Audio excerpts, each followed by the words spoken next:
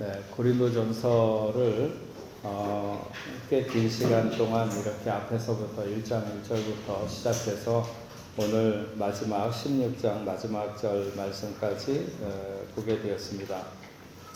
사도 바울은 고린도전서를 끝내면서 마지막 말로 두 가지를 의미 있게 언급하고 끝내고 있습니다. 그 첫 번째는 사랑이고 두 번째는 재림입니다. 22절에 이 두 가지를 모두 담고 있는데 제가 다시 한번 읽어보면 이렇습니다. 만일 누구든지 주를 사랑하지 아니하면 저주를 받을지어다. 우리 주여 오시옵소서. 만일 누구든지 주를 사랑하지 아니하면 저주를 받을지어다. 이렇게 말하는 것은 자신이 고린도 교회를 향하여 했던 수많은 말들을 모두 집약한 말이라고 말할 수 있습니다. 사랑과 저주가 어울리지 않는 상반된 의미를 담고 있지만, 그러나 사랑이라는 중요한 주제를 강조하기 위해서 그는 저주라고 하는 조금은 극단적인 표현을 사용해서 사랑의 정당성을 수식하고 있는 것을 알 수 있습니다. 고린도전서에는 고린도 교회가 가지고 있는 여러 가지 문제들에 대해서 바울이 심도 있게 가르치고 있습니다.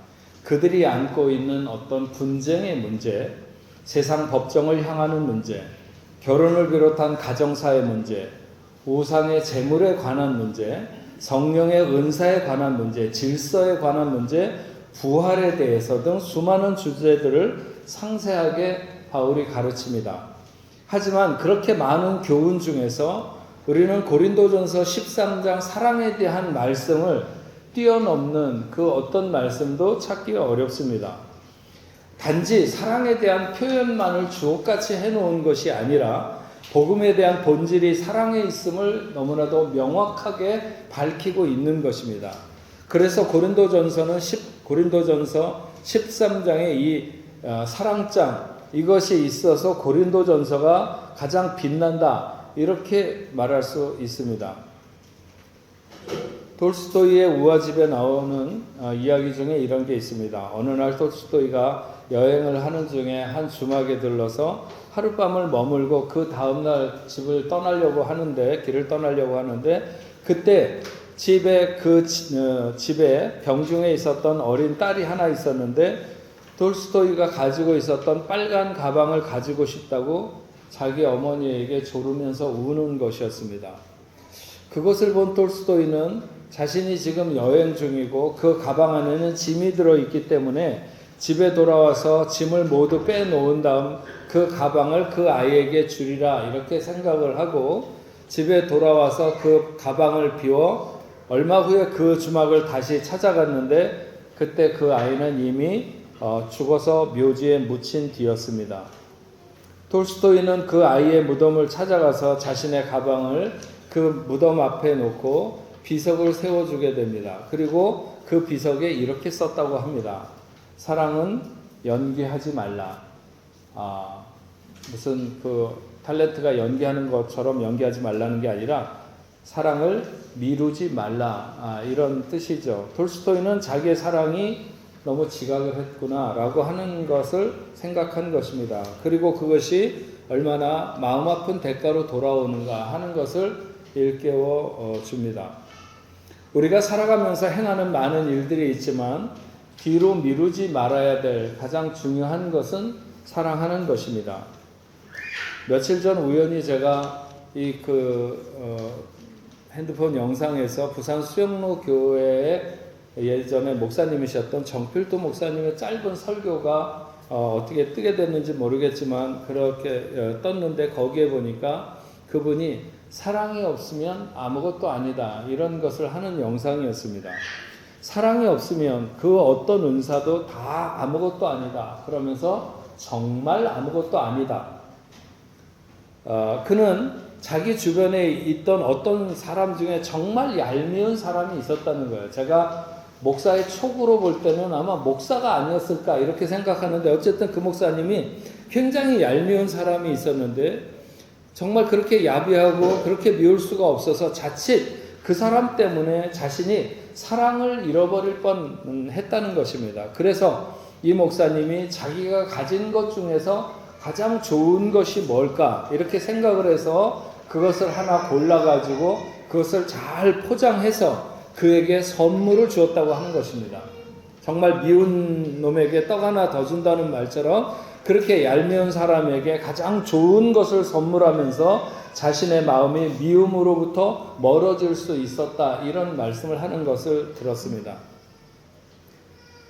다윗이 그의 인생에서 아마도 가장 비참하고 힘들었던 순간이 있다고 하면 그의 아들 압살롬의 반역으로 자기의 왕궁을 비워주고 쫓겨날 때가 아니었을까 싶습니다.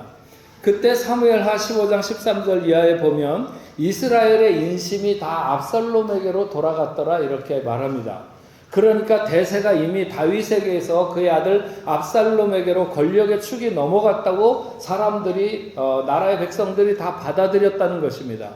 그래서 시므이 같은 사람이 나와서 다윗을 조롱하고 돌을 던지면서 빨리 꺼지라고 이렇게 욕을 했던 것입니다. 그런데 그런 와중에 다윗이 마하나임에 이르렀을 때에 길르앗 사람 바르실레가 그 위기에 있는 다윗을 극진하게 대접합니다. 사무엘하 17장 28절에 보면 바르실레가 다윗에게 가지고 나온 것에 대한 기록이 있습니다. 거기에 보면 침상과 대야와 질그릇과 밀과 보리와 밀가루와 볶은 곡식과 콩과 팥과 볶은 녹두와 꿀과 버터와 양과 치즈를 가져다가 다윗과 그와 함께한 백성에게 먹게 하였으니, 이렇게 기록하고 있습니다. 대부분의 사람들이 이제 다윗의 시대는 저물었고 떠오르는 압살롬의 위력을 크게 생각하고 있던 그때 다윗이 위축될 대로 위축될 수밖에 없는 시간, 바르실레는 그런 다윗을 찾아와서 위로하면서 그에게 호의를 베푸는 것을 알 수 있습니다.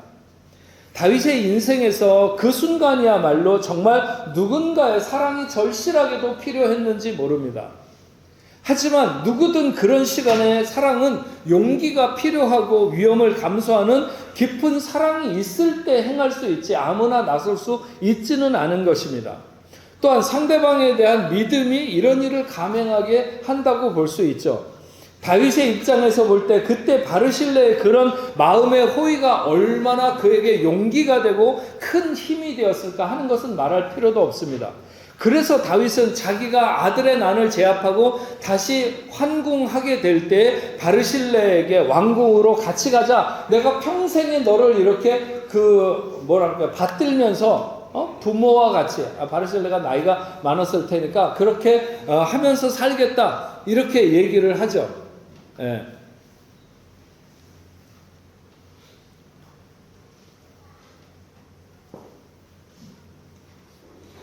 하지만 그는 그런 대가를 바라고 그런 일을 행한 것이 아님을 분명히 하면서 지금까지 자기가 살아왔던 땅에서 살아왔던 방식으로 살기를 작정하고 오히려 대를 이어서 왕에게 충성할 수 있다면 자기 아들 중에 하나를 데려가서 그렇게 왕에게 충성할 수 있게 해달라고 그렇게 말합니다.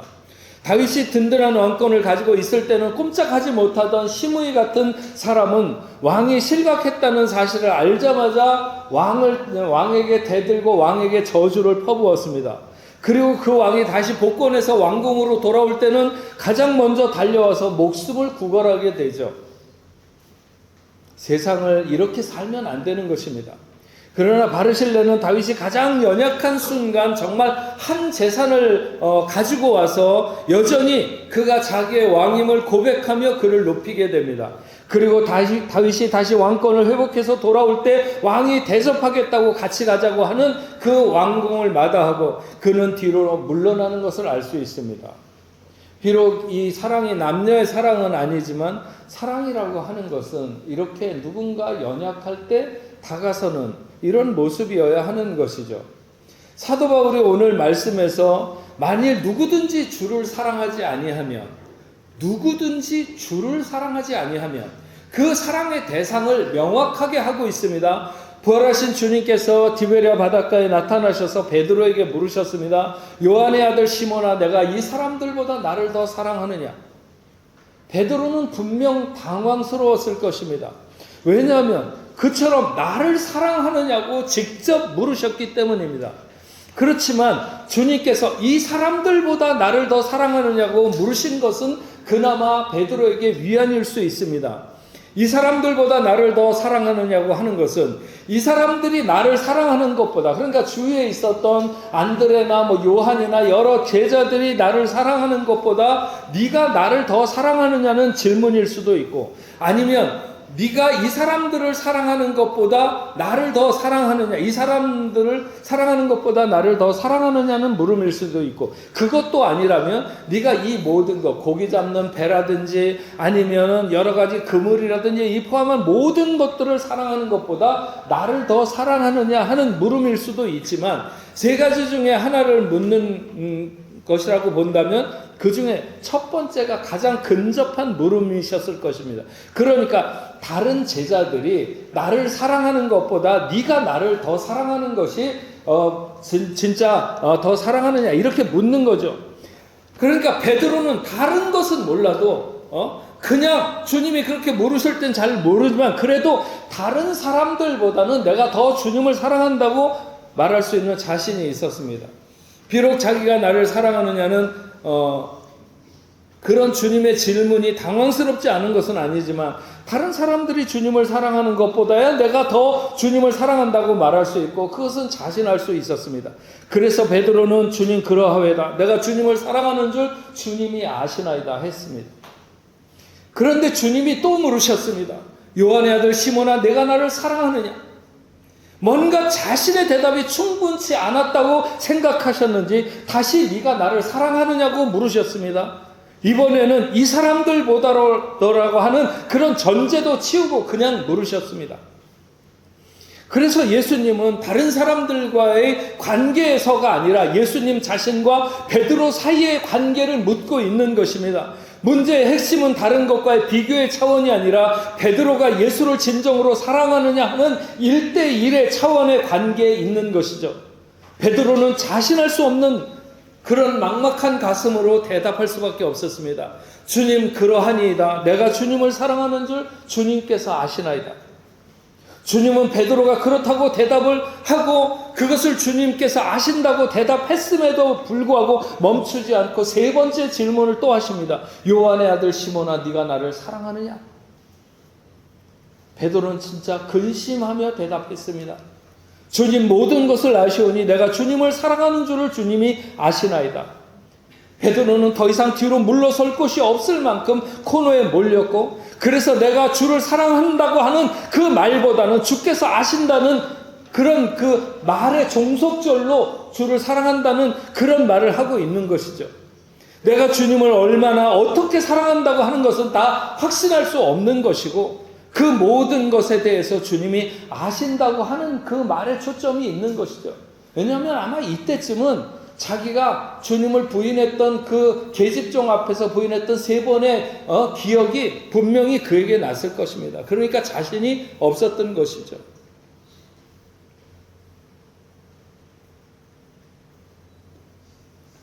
내가 주님을 얼마나 어떻게 사랑한다는 것은 다 확신할 수 없고 모든 것이 주님이 아신다고 하는 그런 초점을 드러낼 수밖에 없죠. 그런데 놀라운 것은 여기서 주님이 베드로에게 네가 나를 사랑하느냐?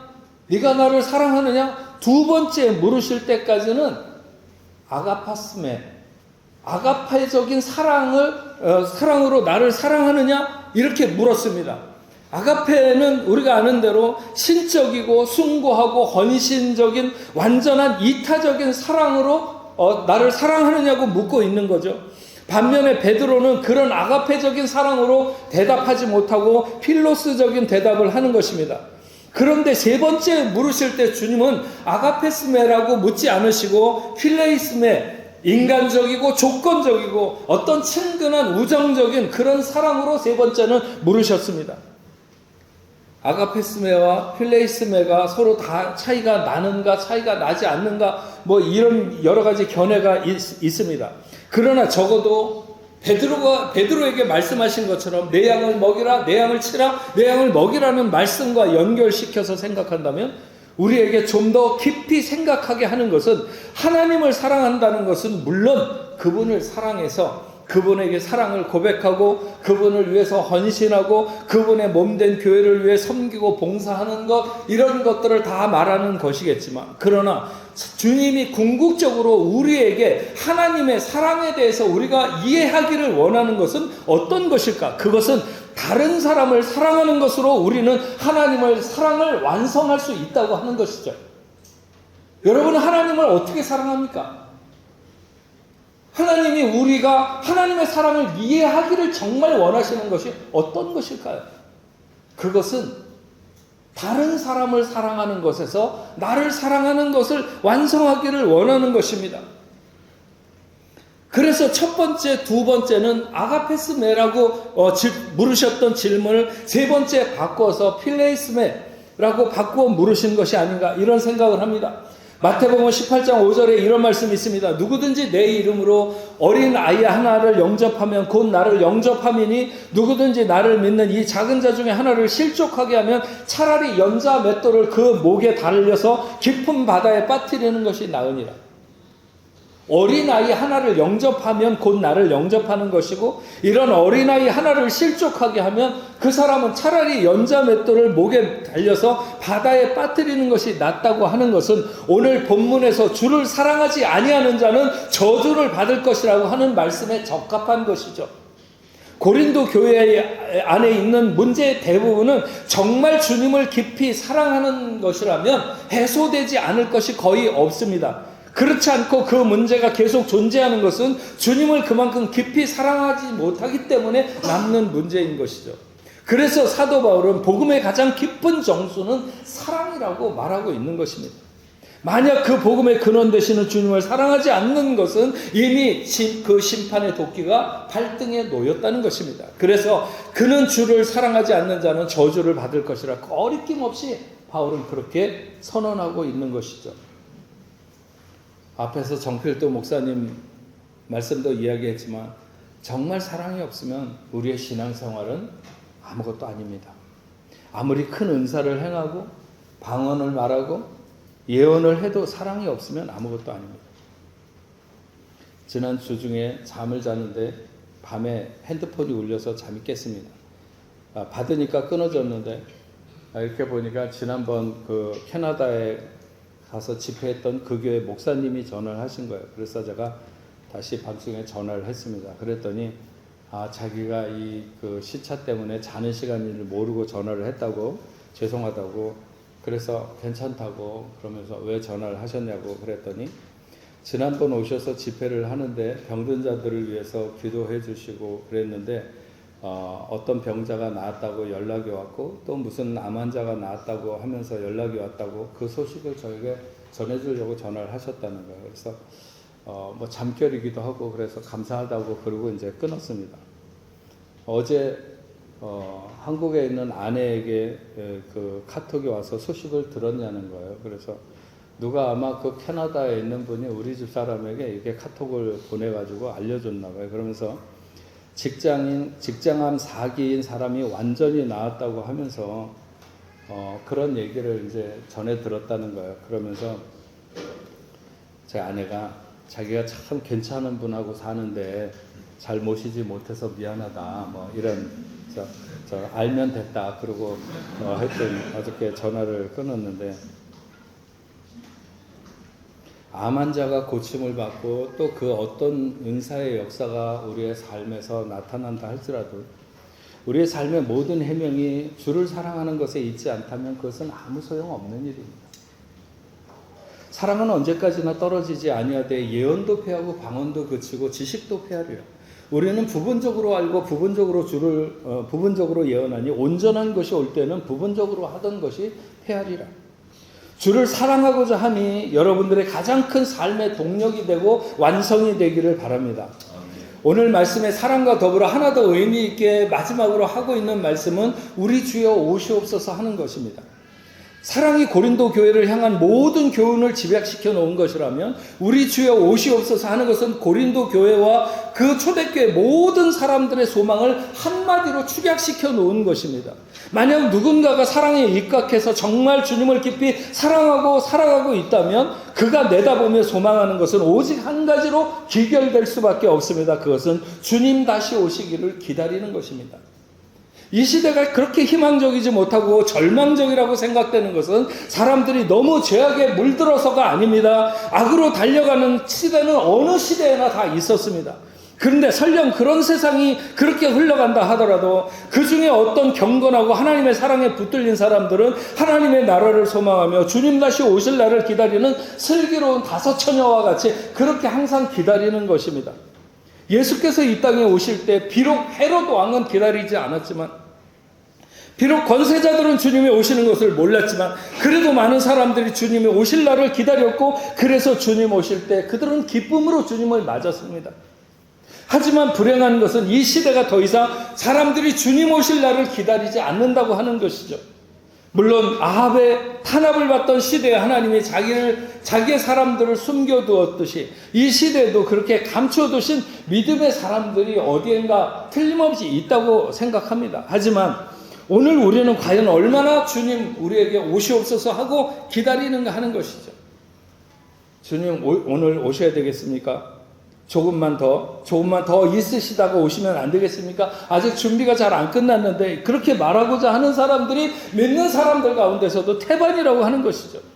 중국에서, 북한에서, 저 아랍에서, 지하에서 오늘도 믿음을 이어가는 사람들을 생각한다면 빨리 주님이 오셔서 그들의 눈물을 씻기시고 하나님의 영광 속으로 들림받는 그런 날이 와야 하겠죠. 그러나 여전히 하나님은 인내하시면서 한 생명이라도 더 주님 앞에 돌아오기를 원하시고, 그래서 오늘도 아픈 마음을 가지시고 인내하시면서 오늘을 기다리고 계신다고 분명히 믿습니다. 바울은 고린도전서를 끝내면서 많은 믿음의 동역자들을 언급하고 그들이 모두 생명의 동맹에 묶여있는 것을 알고 있기에 그 마지막에 무엇이 그들에게 힘이 되는지를 알고 있었습니다. 그것은 바로 마라나타였던 것이죠. 네. 마라나타는 아람어를 헬라어로 그대로 음역해서 옮긴 것입니다. 오 주여 오시옵소서 하는 그 소망이 담긴 말이기도 하고, 우리 주가 오신다고 하는 확신에 찬 선언이기도 하고, 그가 오셨다라고 하는 뜻으로 그들이 거부한 주님이 진실로 오셨다는 것을 뜻하기도 합니다. 하지만 이 말의 가장 근접한 의미는 첫 번째인 오 주여 오시옵소서 하는 종말론적인 완성을 소원하는 의미의 어떤 기도로 해석하는 것이 가장 합당하다고 볼 것입니다. 아마도 팔레스타인의 유대 공동체에서 사용되던 그런 용어를 헬라 공동체에서도 그대로 전수받아서 사용한 말이 마라나타가 아닐까 싶습니다.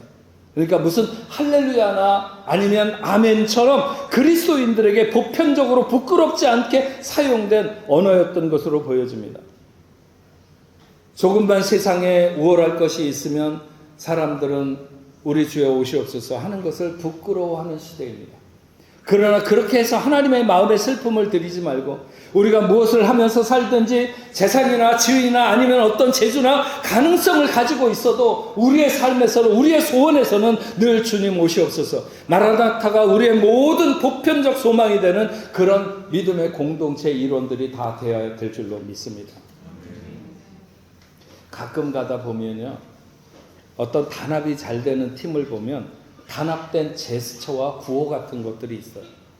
그래서 가끔 보면 그런 게 있잖아요. 어떤 초등학교 선생님은 자기 아이들 30명이나 뭐 이렇게 되는 아이들과 모두 독특하게 서로 소통하는 인사법이 있는 그런 거 보셨죠? 선생님하고 아이하고 이렇게 그 인사하는 법이 다른 거예요. 그래서 어떤 아이하고는 뭐 윙크를 하면서 총을 쏘는 듯이 이렇게 하고, 어떤 아이들은 손뼉을 치고 발을 굴르고 엉덩이로 치면서 인사를 하고, 하여튼 아이 각자마다 한 명 한 명에게 모두 다 그와 인사를 나누는 사인이 이렇게 맞춰져 있는 것이죠. 그리스도인들에게 마라나타는 어쩌면 그런 구호였고, 그것으로 그들의 정체성을 분명히 드러낼 수 있는 그런 암호였습니다. 아마도 핍박받는 초대교회 상당한 기간 동안 이 마라나타는 그리스도인들의 정체성을 드러내는 암호였을 것입니다. 그래서 바울은 만일 누구든지 주를 사랑하지 아니하면 저주를 받으리라. 여기에서 말씀을 끝내면서 그는 마라나타, 우리 주여 오시옵소서 했던 것입니다. 주를 사랑함과 주여 오시옵소서가 바로 저와 여러분의 정체성을 이 시대 앞에 분명히 드러내는 생명의 신호가 되기를 주님의 이름으로 축원합니다. 우리 같이 아까 불렀던 찬양하겠습니다. 주님 다시 오실 때까지 나는 이 길을 가리라. 좁은 문 좁은 길 나의 십자가 지고 나의 가는 이 길 끝에서 나는 주님을 보리라. 영광의 내 주님 나를 맞아주시리. 주님 오실 때까지 나는 일어나 달려가리라. 주의 영광 온 땅 덮을 때 나는 일어나 노래하리라. 내 사모하는 주님 온 세상 구주시라. 내 사모하는 주님 영광의 왕이시라. 우리 같이 찬양하겠습니다. 말씀 생각하면서 주님 다시 오실 때까지 주님 다시 오실 때까지 나는 이 길을 가리라. 좁은 문 좁은 길 좁은 길 나의 십자가 지고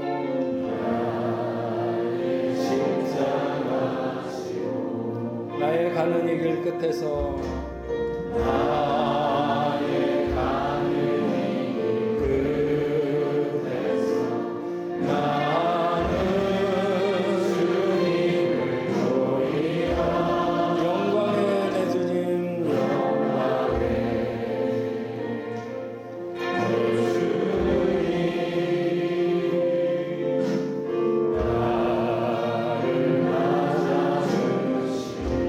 주님 다시 오실 때까지 주님 다시 오실 때까지 일어나 달려가리라.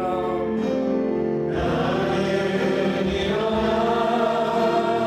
달려가리라. 주의 영광 온 땅 덮을 때 나는 일어나 노래하리. 나는 일어나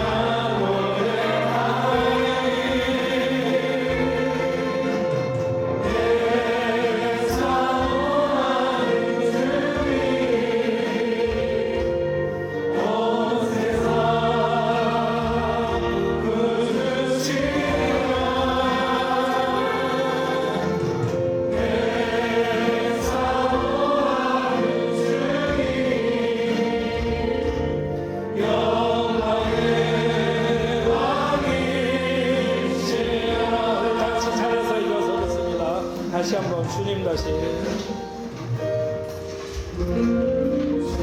주님 다시 오실 때까지 나는 이 길을 가리라.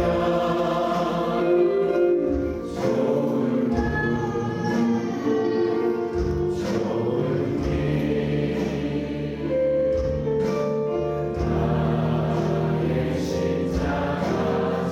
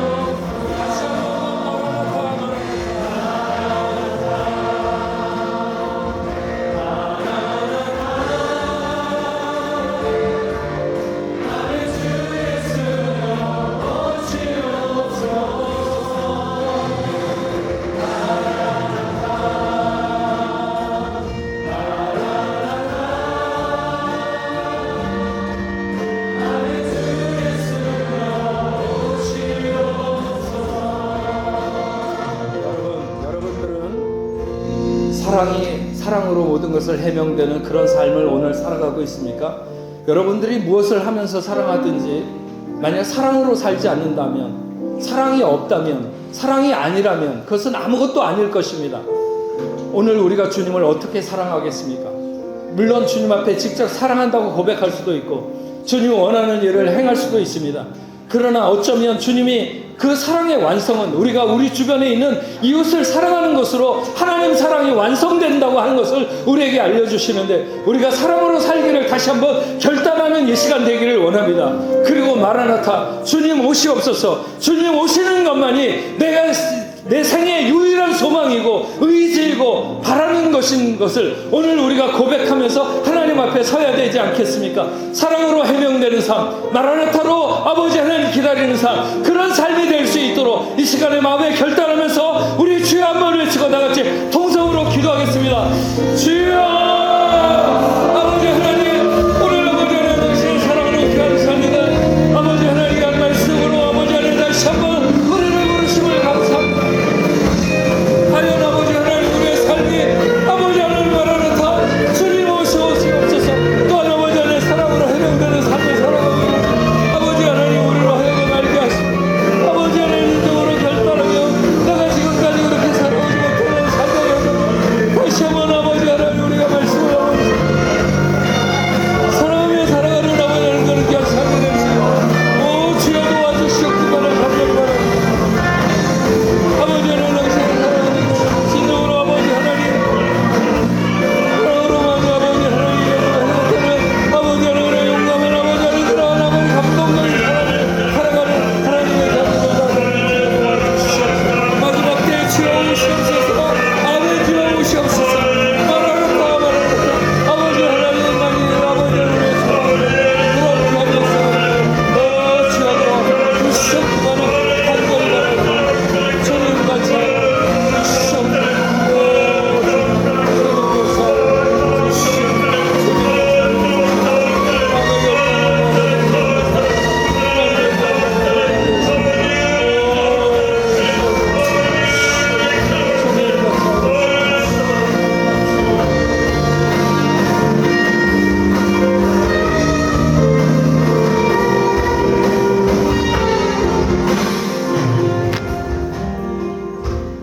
하나님 아버지 감사합니다.